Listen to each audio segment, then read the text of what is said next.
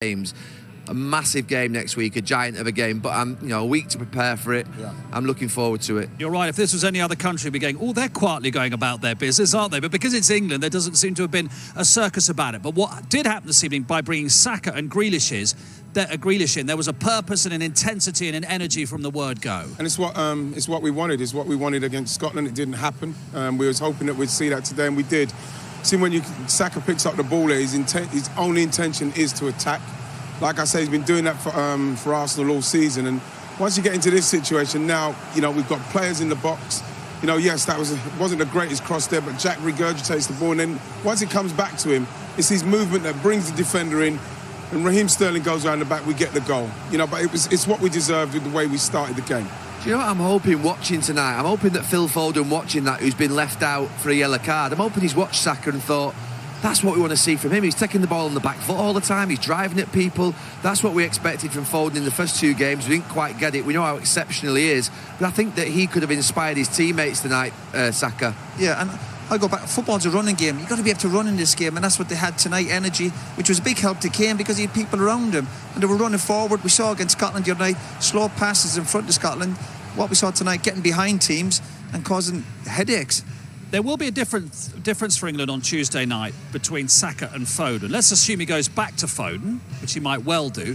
The England attack will have a slightly different shape to it, won't it? Because they are different players. Foden on that right, cutting in on his left all the time, rather than Saka going down the outside. Yeah, but what Saka's shown is that he's capable. And like I said, he's been doing it all season. We know what Phil Foden's capable of, but what we saw tonight is Saka come in a situation where we needed what he gave us tonight, was that thrust, was that, that just go forward and play, just enjoy what you're doing. And he done it all day. He was brilliant. He was brilliant today. And that's what we've got competition now. Like Gary's saying, Phil Foden will see that and see what he needs to do. And if Phil Foden starts, he knows that he's got someone on the bench who can come on and produce. Before this tournament, you might have gone Rashford, you could have gone Mount, you'd have gone Foden. Tonight we've seen Saka, Sterling and Grealish, and those three have put that first three I've mentioned under real pressure. And it wouldn't surprise me if Gareth stuck with these three. I have to really, say, you think rather than Foden restored? Look, I think Foden will come back in, but you'd have to say it'd be tough to leave one of those three out after this. And in management, sometimes you have a system in your head or a team, and just with the COVID stuff and 1 or 2 injuries, you kind of end up with a team with a little bit of luck. And that ends up the lad you're stuck with, because this probably wouldn't have been his starting 11 the last few days because of the COVID situation. So you need a bit of luck. Listen, it's happened in the history of English football before. Here, 1966, Jimmy Greaves' injury, Jeff Hurst. 86, of course, with Brian Robson, your old teammate's injury. England suddenly had a different shape to their team, didn't they? So it's a sort of problem that a manager would want. Bukayo Saka, outstanding game for him today. Here he is with Gabriel. Bukayo, sum up tonight and the performance. I think it was a really good performance from us. I think we played some really good football at times. Of course, with us already qualifying before the game, we had a lot more freedom and time to express ourselves because we've already qualified, and I think that showed in some of the football we played tonight. So I'm happy with the performance from myself and from the team. Absolutely. Sum up your role in the goal and in the first half in particular. What did the manager told you he wanted from you? He just told me to go out there, play my game and express myself, how I've played at my club all season. And sometimes that means obviously dropping in and driving at the opponents. And I did that and got us up the pitch. And it was a good cross from Jack. And Raheem was in the right place at the right time again to score us a goal. So, yeah. You almost got there. Yeah, I was up there, but not quite tall enough. So. Yeah. And how important is it for England to have won the group? It's likely to be a harder game, as you know, in the round of 16, but to be here at Wembley next week. Yeah, I think it's important for us to be here at Wembley, of course, because, like I said before, we've played here a lot and won here a lot, so we have a lot of confidence when we're playing in the stadium, and with our fans, it's an extra man for us. So, I think it's going to be a real boost to stay here at Wembley. And it looks like Mason Mount probably won't be available for that game, so there's a place going. Do you think you can fill it? You've shown enough tonight? I hope so. I think, it's always up to the manager. I can only give my best when I'm on the pitch, so we'll wait and see. Well done. Thank you. Well, his manager certainly appreciated his play this evening. Big embrace from Gareth Southgate, almost a paternal embrace there for Bukayo Saka after he played such a vital role in England's win over the Czech Republic. And England will be back here on Tuesday night in the round of 16. That will be a huge game, but so far so good for Gareth Southgate and his squad.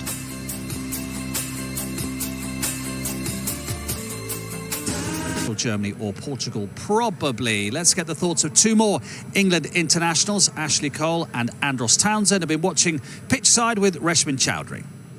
Mark, thank you very much. Yes, we have been watching that one, and I suppose after the dampener in every single sense of Scotland, this is what you need. And it's that word that we talked about pre-match, isn't it? It's momentum. The sea change of emotion makes such a difference, doesn't it? It was. I think you can just tell by the crowd. I think they was, roaring the lads away the whole game. So, again, coming off the back of a disappointing result against Scotland, I think, going into the game today, looking at a clean sheet, which was brilliant. I think some individual performances which, for me, stood out. So, I think overall it was a good night. You know what, I must say I was a little bit worried before the game that the fans might buy into the overreaction from the Scottish performance, and we could see that seep into the atmosphere tonight. But I must say, from the first kick-off, the ball went straight to Harry Kane. Big cheers from the crowd. Gives it to Sterling, big cheer again. And I don't think the fans really understand how much of an impact they can have just by a little cheer. And we saw that in the opening stages from the English team. Yeah, we absolutely did, didn't we? Mark mentioned the next round, last 16, France, Germany or Portugal. They are the big guns. That's what everyone wanted. From the point of view of Gareth Southgate, surely this is his biggest test. The World Cup 2018, that was almost like a free hit, but this is the tournament where he's going to get judged, isn't it? Unfortunately, yes. And as England manager, when you top a group, you'd like to have a game or so against average opposition to get your team up to speed. But unfortunately, it's straight into one of the top teams. I feel like after tonight, England are closer to where they want to be. And if it's Germany, if it's Portugal, we should go into that game with no fear. One thing I will say, I think Gareth has got some, selection problems. Yeah. I think a few players today really proved Gareth, they're ready. I think Bukayo Saka today was brilliant. So man of the match, and deservedly so, yeah. Yeah, so I think Gareth, going into the next game, a big, important game, I think he's going to have a few headaches with that one. And Grealish did well as well. Who comes in, who do you drop? Because if Mason Mount is able to come in, what do you do if you're Gareth? It's a tough one. I don't envy Gareth's position, but I think Mason Mount especially, if he's not allowed to train with a team until match day, he has to be ruled out. He can't play. So then you got Foden, Saka or Sterling. One of those have to miss out. For me, I'd have to go Foden, unfortunately. I think he's a top player, but Sterling's got your goals. Grealish is the one that drives you forward. He's the one that got Harry Kane into the game today. And Saka, he was amazing tonight. So, unfortunately, it may have to be Phil Foden. It's a difficult one. Again, I think Gareth mentioned before the game, will Mason be ready, not training for 5 days? I would still play him.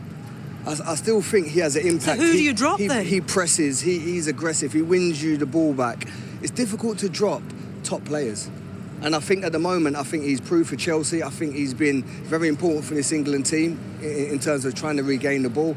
It gives a licence to Calvin Phillips to also back him up and get on it.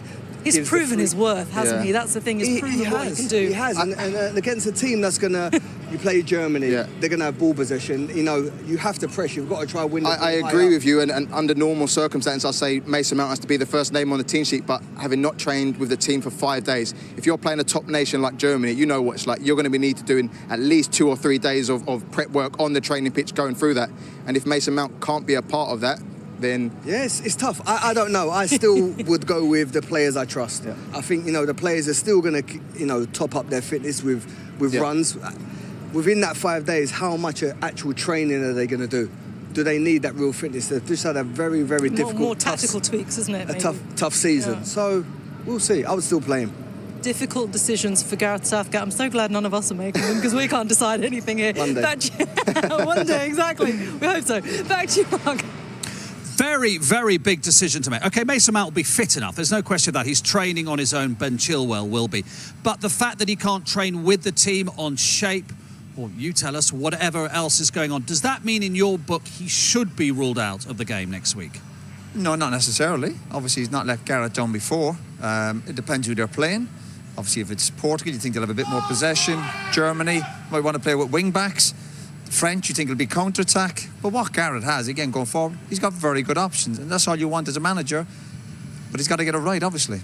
We're brilliant, us. We can top a group, get through to the second round, and we're already thinking who we can axe, who we can get out the team, who we're dropping.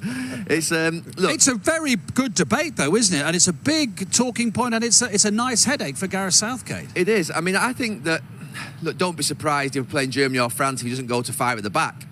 Because I think we may need more than 4 defenders if we're playing against Mbappe, Griezmann, Benzema, and then if you're playing against the Germany with the wing backs, we can comfortably go to wing backs with the players that we have.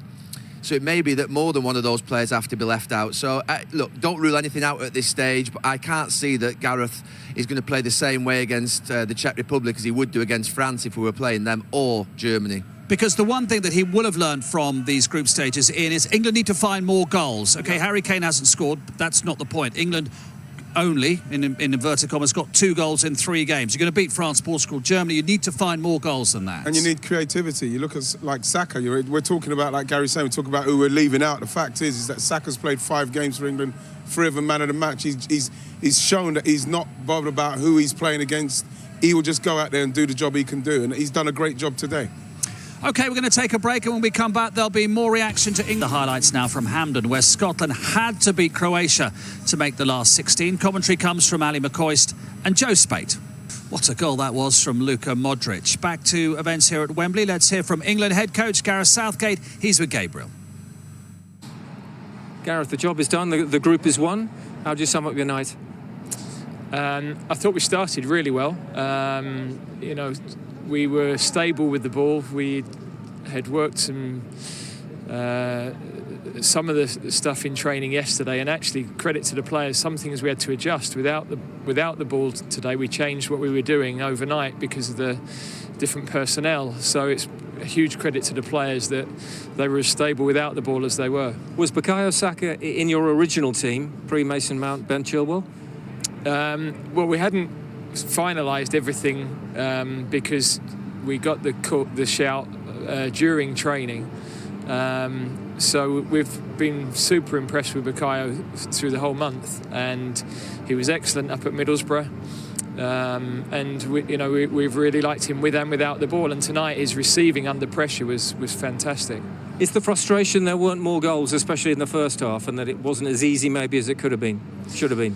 Well, I think the Czechs are a really good side. They use the ball very well. They're difficult to break down. I think there's more to come from us, definitely.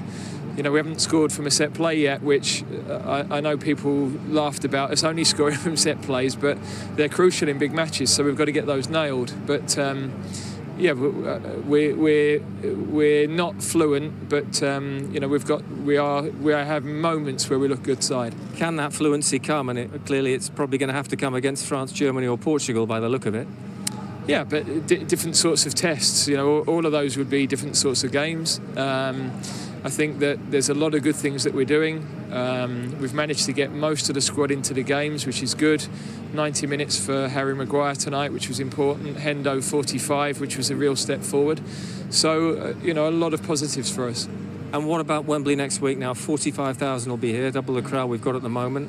Yeah. The atmosphere you can expect then, and that as an advantage next week. Yeah, well, it's great to have more supporters in, that's for sure. And yeah, who knows whether that's going to be a good draw or not. But I think all we felt was we wanted to win the group. We wanted to stay at Wembley. And yeah, we'll wait and see who we play for tomorrow. We'll come back to England in a second, but for Scotland, it's a rather unwanted record of 11 major tournaments, 8 World Cups, 3 Euros, without ever having qualified for the knockout stages. But the Luka Modric goal, which made it 2-1, was, frankly, out of this world, was it, that strike? Brilliant goal from a brilliant player. Huge respect to Modric. Fantastic. What is he, 35, 36, the outside? I don't think I ever kicked the ball with the outside of my foot. What a finish. Brilliant player. Love watching him. Beautiful. Brilliant footballer. Had a fabulous career and broken Scottish hearts tonight. Yeah, he did, but I think what you see with a player of that calibre, you give him that kind of time and you're thinking, right, he's going to come on with his left foot, but to put it in with his right foot, outside of his right foot, where he did with that power was amazing. Please, you two, keep your distance and do not talk for more than 15 minutes. They are outside. That's the big difference to what happened with the Chelsea boys the other day. Yeah. They are outside, but nobody wants any more of this in this Euros. Moving on. Right, we can talk about the knockout stages now for England. We can talk about problems for Gareth Southgate, really good problems. It's sorted at the back, I think, isn't it? You would imagine the goalkeeper back four, probably Walker, Shaw, Maguire back in, the pivot of two, whoever they are. That seems settled, doesn't it? I think Maguire coming back in is a big thing. Gives him huge authority and dominance. I think he is the dominant partner to John Stones. John Stones needs him. He played in every single qualification game. I think Kyle Walker's absolutely essential to that back four. The amount of times that he recovers with the speed that he's got and gets back in, even when on counter-attacks from sort of corners and set pieces, he's the one back there. So look, England have got a week to prepare, and that is, you know, without travel, luxury, isn't it? A luxury without travel in a tournament. A week to prepare. All the players have taken part, nearly barring 3 or 4. It's a really good position for Gareth to be in. Yeah, we know they're going to play a giant next Tuesday, but as you would say, that's going to come at some point in this tournament. You know, Gary, obviously we were just arguing off screen there. Gary's on having a week to prepare, but they had a good few days to prepare for the Scotland game and couldn't raise a gallop. Sometimes it was what's going on in terms of the training, their mindset, but the big test, particularly for this back four, back five with the goalkeeper next to it, is against one of the big guns. They've not been tested yet.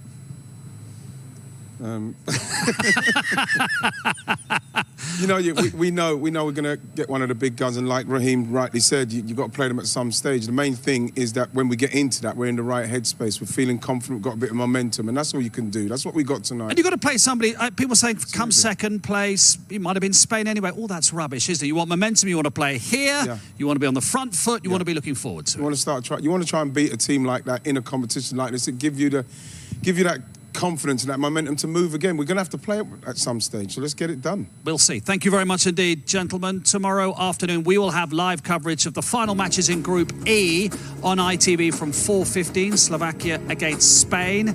Sweden-Poland is on ITV4. And later tomorrow, highlights of all the day's matches, including those in Group F, where Portugal play France and Germany host Hungary. England will play one of those countries on Tuesday here at Wembley in the round of 16. Probably not Hungary, almost certainly one of the other 3. So the wait goes on for Scotland, who've never qualified for the knockout stages of a major tournament. But for England, it's slowly, as the value of sterling continues to rise. Good night.